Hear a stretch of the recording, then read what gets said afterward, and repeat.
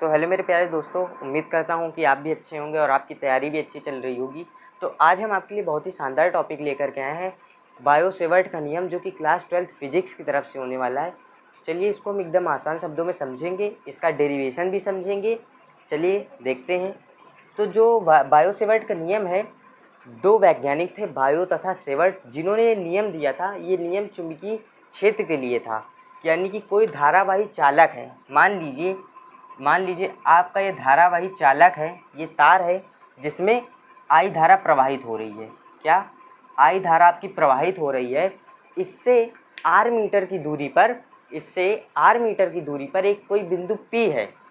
मान लीजिए इससे ये आर मीटर की दूरी पर एक बिंदु क्या है? P है। ये जो बिंदु P है, अब इस पर हमको वैद्युत क्षेत्र निकालना है। तो कैसे निकालेंगे? तो इसी को निकालने के लिए जो बायो तथा सेवर्ट जो वैज्ञानिक थे, इन्होंने एक सूत्र प्रदान किया। सूत्र क्या प्रदान किया इन्होंने जो सूत्र प्रदान किया वो था कि I delta L sine theta is equal to r square. ये दिया था इन्होंने। या तो इसको ये भी लिख सकते हैं, नहीं तो आप ये लिख सकते हैं, D B is equal to I D L sine theta upon R square. तो ये इन्होंने फार्मूला दिया। अब इन्होंने फार्मूला दे दिया, तो अब देखिए इसको प्रूफ कैसे करना है।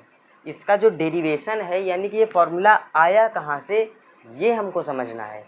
ये तो हम लोग रट भी लेंगे, लेकिन रटना नहीं है दोस्तों, हमको समझना है कैसे आया फार्मूला।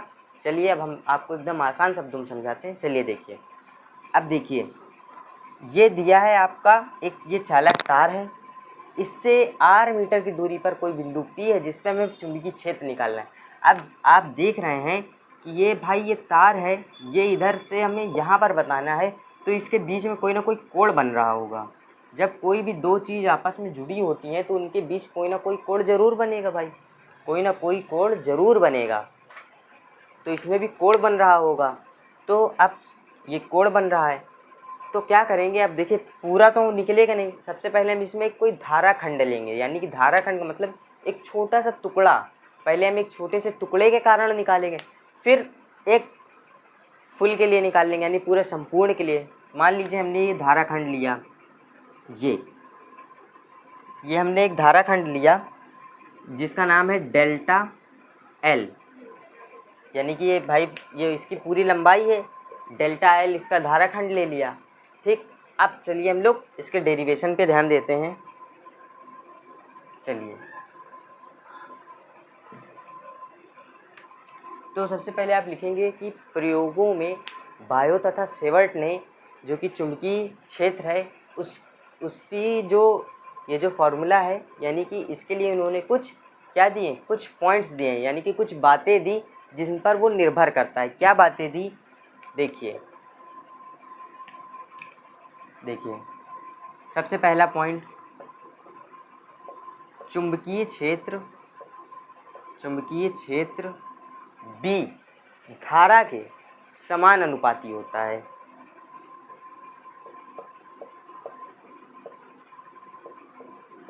धारा के समानुपाती होता है। समानुपाती का मतलब है कि दोनों इक्वल, यानी कि आमने सामने समानुपाती होता है। ये उन्होंने क्या दिया? पहला पॉइंट दिया। अब इसका दूसरा पॉइंट देखते हैं। इसको हम लोग लिख लेते हैं क्या?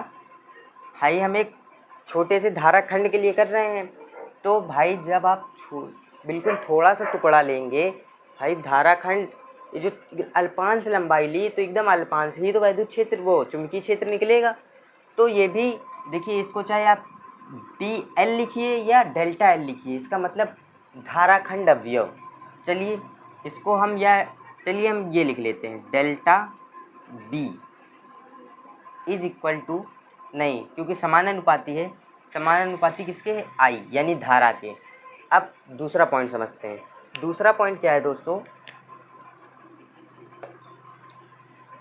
चुंबकीय क्षेत्र अल्पांश लंबाई, यानी कि अल्पांश लंबाई धाराखंड अल्पांश लंबाई के समानुपाती होता है। ये धाराखंड अल्पांश लंबाई क्या है, ये यानी कि ये जो छोटा सा टुकड़ा है लंबाई का, इसके समानुपाती होता है। लिख लीजिए।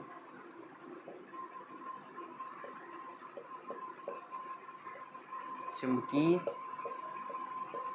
क्षेत्र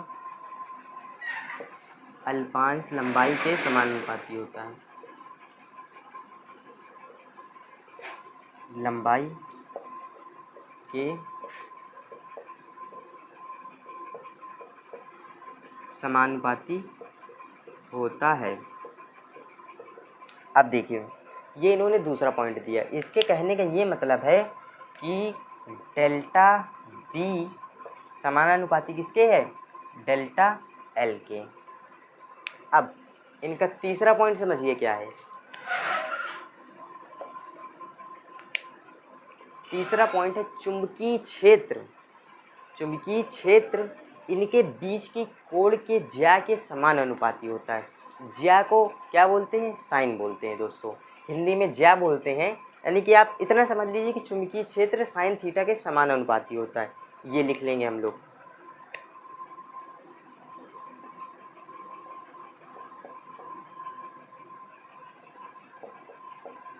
चुंबकीय क्षेत्र साइन थीटा के समानुपाती होता है। अब देखिए इसकी इक्वेशन क्या बनेगी दोस्तों, डेल्टा बी किसके समानुपाती, साइन थीटा।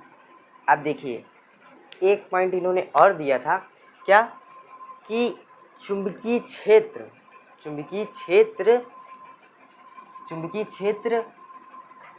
ये जो बीच की दूरी है, जो r है, यानी कि इनके बीच की दूरी के वर्ग के व्यतक्रमानुपाती होता है। एक पॉइंट इन्होंने ये दिया। चलिए इसको आप नंबर 4 डाल के इसकी केवल इक्वेशन लिख दे रहे हैं, आप लोग हिंदी लिख लीजिएगा। यानी कि जो डेल्टा बी है समानुपाती 1/r²। अब ये इन्होंने कुछ पॉइंट्स दिए थे 4। अब फ्रॉम द इक्वेशन, अब देखिए इनके इक्वेशन नंबर दे दीजिए 1 2 3 4। अब लिखेंगे फ्रॉम द इक्वेशन ऑफ 1 2 3 4, यानी कि चारों समीकरण से। इसको आप स्क्रीनशॉट कर लीजिए।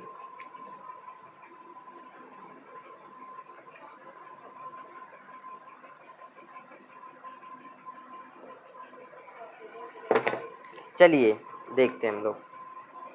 अब इन जितने भी समीकरण थे, इन चारों समीकरण में आपने देखा होगा डेल्टा बी कॉमन है, तो इसको हम कॉमन कर लेते हैं।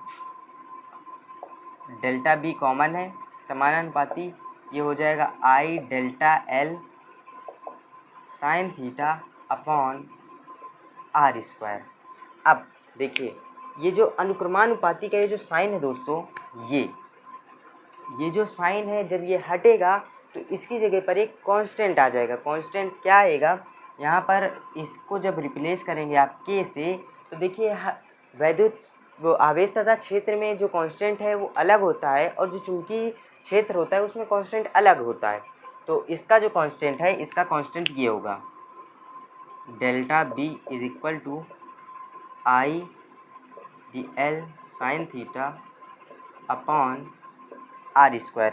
इसका जो कांस्टेंट होता है वो दोस्तों वो होता है म्यू नॉट अपॉन 4 पाई। इसका जो कांस्टेंट होता है यहाँ पर k होता है जो म्यू नॉट अपॉन 4 पाई, ये इसका जो कांस्टेंट होता है।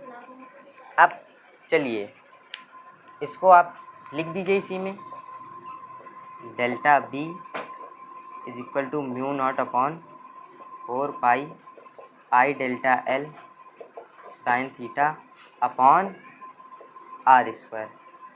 ये जो आया दोस्तों, ये क्या है, यही तो हमको प्रूफ करके लाना था। देखिए हम लोग प्रूफ करके ले आए, यही है हमारा बायो-सेवर्ट का नियम दोस्तों। देखिए कितना आसान था, हमने एकदम आपको आसान भाषा में समझा दिया। अब इसका मात्रक देख लेते हैं। इसका जो मात्रक है दोस्तों, इसका जो मात्रक होता है, इसका मात्रक चुंबकीय क्षेत्र का मात्रक क्या होता है? टेस्ला होता है। इसका भी मात्रक क्या हो जाएगा? टेस्ला। इसका जो मात्रक हो जाएगा टेस्ला हो जाएगा दोस्तों।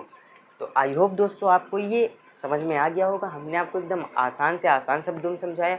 अगर आपको वीडियो पसंद आया हो तो प्लीज़ लाइक करें और हमारे चैनल को सब्सक्राइब कर लें। मिलते हैं किसी नए टॉपिक पे एकदम